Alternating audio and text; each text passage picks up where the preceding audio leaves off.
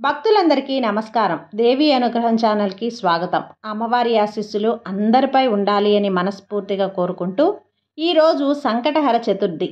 ఈ పరమ పవిత్రమైనటువంటి రోజున స్వామివారి కథలను కొన్ని విందాం. సంకటహర చవితి వ్రతాన్ని 3 లేక 5, 11 లేదా 21 నెలల పాటు ఆచరించాలి. ఈ వ్రతాన్ని బహుళ చవితి నాడు ప్రారంభించాలి. వ్రతాచరణ రోజున ఉదయాన్నే తలస్నానం చేసి తర్వాత గణపతిని పూజించాలి. 1/2 మీటరు పొడవు ఉన్న తెలుపు లేదా ఎరుపు రవిక గుడ్డ ముక్కను తీసుకొని వినాయకుడి ముందు పెట్టి దానిని పసుపు కుంకుమలతో అలంకరణ చేయాలి. మనసులోని కోరికను తలుచుకొని 3 గుప్పెళ్ల బియ్యాన్ని గుడ్డలో వేసి తర్వాత తమలపాకులో 2 ఎండు ఖర్జూరాలు, 2 వక్కలు దక్షిణ పెట్టి మనసులోని కోరికను మరొకసారి తలుచుకొని మూట కట్టాలి. సంకటనాశన గణేశ స్తోత్రం, సంకటహర చతుర్థి వ్రత కథను చదవాలి. ఆ మూటను స్వామి ముందు పెట్టి ధూపం వెలిగించి కొబ్బరికాయ లేదా పళ్ళు స్వామికి నివేదించాలి. తదుపరి గణపతి ఆలయానికి వెళ్ళి 3 లేక 11 లేక 21 ప్రదక్షిణలు చేయాలి. శక్త్యానుసారము గరికను కూడా తెచ్చి గణపతి హోమం కానీ చేయించుకోవచ్చు. సూర్యాస్తమం వరకు పూజ చేసిన వినాయకుడిని కదపరాదు. సూర్యుడు అస్తమించిన తర్వాత స్నానం చేసి దీపం వెలిగించి తిరిగి వినాయకుడికి లఘువుగా పూజ చేయాలి. నియమం పూర్తయిన తర్వాత వినాయకుడికి కట్టిన ముడుపు బియ్యంతో పొంగలి చేసి స్వామికి నివేదించి సాయంత్రం తినాలి. ఇక కాణిపాక వరసిద్ధి వినాయకుని చరిత్ర గురించి అందరం తెలుసుకుందాం. కాణిపాకం ఆలయం వినాయకుడు రాతి విగ్రహం. నానాటికి సైజు పెరుగుతూ వస్తుంది. విగ్రహం ఏంటి పెరగటం అని అనుకుంటున్నారా? అవును, ఆధారాలతో సహా అధికారులు కూడా ఈ విషయాన్ని నిరూపించారు. ఏంటి ఆ ఆధారాలు? ఇంతకీ ఆ ఆలయం ఎక్కడ ఉంది? ఆ ఆలయానికి ఉన్న వింత గాథ ఏంటి? ఇప్పుడు మనం మాట్లాడుకునేది కాణిపాకం వరసిద్ధ వినాయక ఆలయం గురించి. పూర్వం ఇక్కడ బహుదా నదికి వరదలు పోటెత్తడంతో అల్లకల్లోలానికి ఈ కాణిపాక వినాయకుడి విగ్రహం భూమిలోకి పాతుకుపోయింది. అలా వినాయకుడికి పూజలు లేకుండా పోయాయి. ప్రజలు ఎంత వెతికినా ఆ విగ్రహం కనిపించలేదు. మరికొన్ని సంవత్సరాల తర్వాత అదే ఊరిలో వైకల్యం కలిగిన 3 అన్నదమ్ములు జీవించేవారు. వారిలో ఒక అతనికి గుడ్డి, మరొకతనికి చెవుడు, మరొకతనికి మోగ వైకల్యం ఉన్నప్పటికీ వారు కష్టపడుతూ నిజాయితీగా ఎవరి దగ్గర చెయ్యి చాచకుండా జీవించేవారు. వారికి ఉన్న కాస్త పొలంలో పగలంతా కష్టపడుతూ వ్యవసాయం చేసేవారు. కొంతకాలానికి ఆ ఊరిలో భయంకరమైన కరువు ఏర్పడింది. కనీసం తాగడానికి కూడా నీళ్లు లేని పరిస్థితి ఏర్పడింది. ప్రజలందరూ ఆకలితో అలవటించసాగారు. వ్యవసాయాన్ని నమ్ముకొని జీవించే వికలాంగులు అయిన అన్నదమ్ముల పరిస్థితి మరీ దీనంగా మారింది. వారి పొలంలోని బావి పూర్తిగా ఎండిపోయింది. బావిని మరింత తవ్వితే నీరు వచ్చే అవకాశం ఉంటుంది అని భావించి వారు బావిని మరింత తవ్వడం మొదలుపెట్టారు.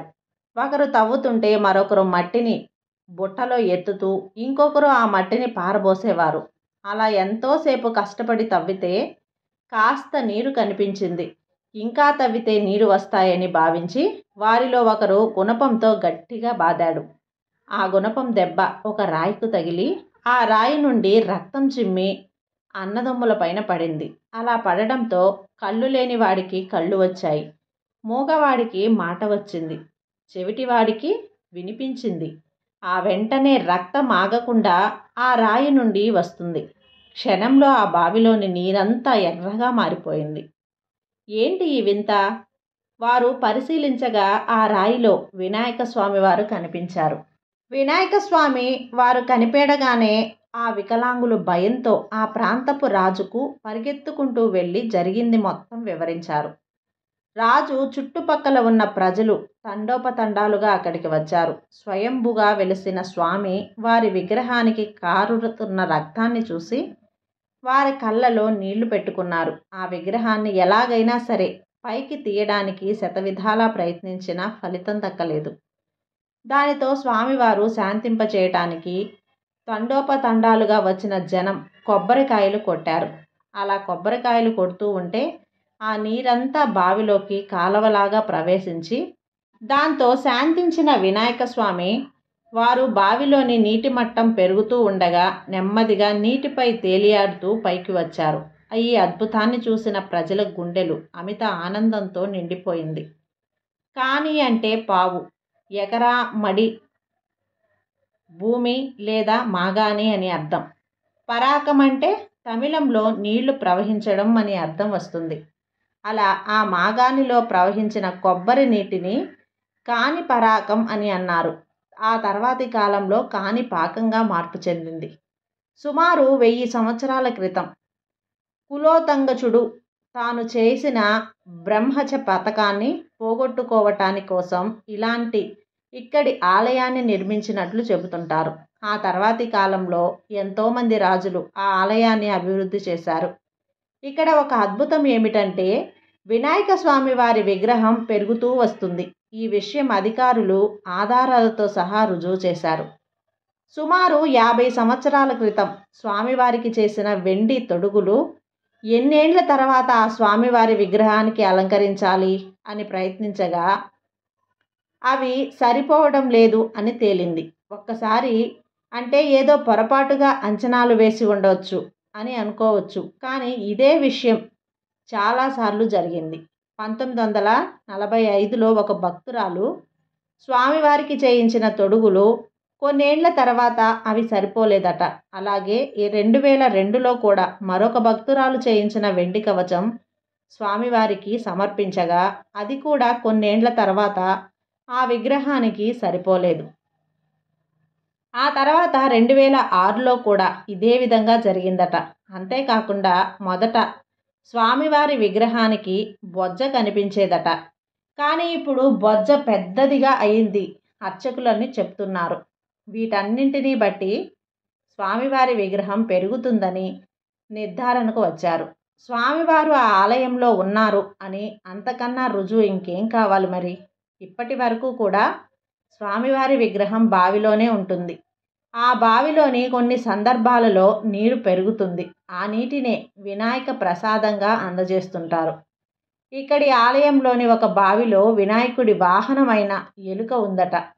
అక్కడ మీకు ఇష్టమైన లేదా గణేశుడికి ఇష్టమైన పదార్థం వదిలేస్తే తమ కోరికలు ఖచ్చితంగా నెరవేరుతాయి అని భక్తులందరూ కూడా నమ్ముతుంటారు. వినాయక స్వామి వారి ఆలయం పక్కనే మునికంఠేశ్వర స్వామి ఆలయం ఉంది. అందులో శివలింగానికి ఒక నాగుపాము మెడకు పెనవేసుకొని ఉండటం చాలామంది చూశారట. ఆ నాగుపాముకి తలపైన మణి కూడా ఉంటుంది అని, అప్పుడప్పుడు ఆ ఆలయంలో ఆ పాము చాలామందికి కనిపించినా ఎప్పుడూ హాని కలిగించలేదట. కేతుగ్రహం దోషం ఉన్నవారు ఈ ఆలయాన్ని దర్శించుకోవటం వలన ఆ దోషం పోతుంది అని చెబుతుంటారు. అలాగే తప్పు లేదా పాపం చేసిన వాళ్ళు కూడా ఈ ఆలయంలో ప్రమాణం చేయించినా కూడా అబద్ధం చెప్తే దానివల్ల ఆ పని అంతే. ఇక అంతటి శక్తివంతమైన ప్రదేశం ఈ క్షేత్రం. అందుకే బ్రిటిష్ వారి కాలంలో న్యాయస్థానం ఇక్కడ వినాయకుడు సాక్షిగా సత్యంని పాటించేవారట. ఈ సత్య ప్రమాణం ప్రపంచవ్యాప్తంగా ప్రసిద్ధి చెందటం ఒక గొప్ప విషయం. తాగుబోతులను, నిలకడలేని వాళ్ళని ఇక్కడ ప్రమాణం చేస్తే మంచి ఫలితాలు ఉంటాయి. ఇక్కడి వినాయకుడి ఆలయం మాత్రం కాకుండా మరికొన్ని ఆలయాలు, విగ్రహాలు ఉండటంతో శైవ వైష్ణవ క్షేత్రంగా ప్రసిద్ధి చెందింది. ఇంతటి గొప్ప కాణిపాక స్వయంభూ ఆలయాన్ని జీవితంలో ఒక్కసారైనా దర్శించుకోండి. మీరు తిరుమలకు వచ్చినప్పుడు కూడా ఈ ఆలయాన్ని దర్శించుకోవచ్చు.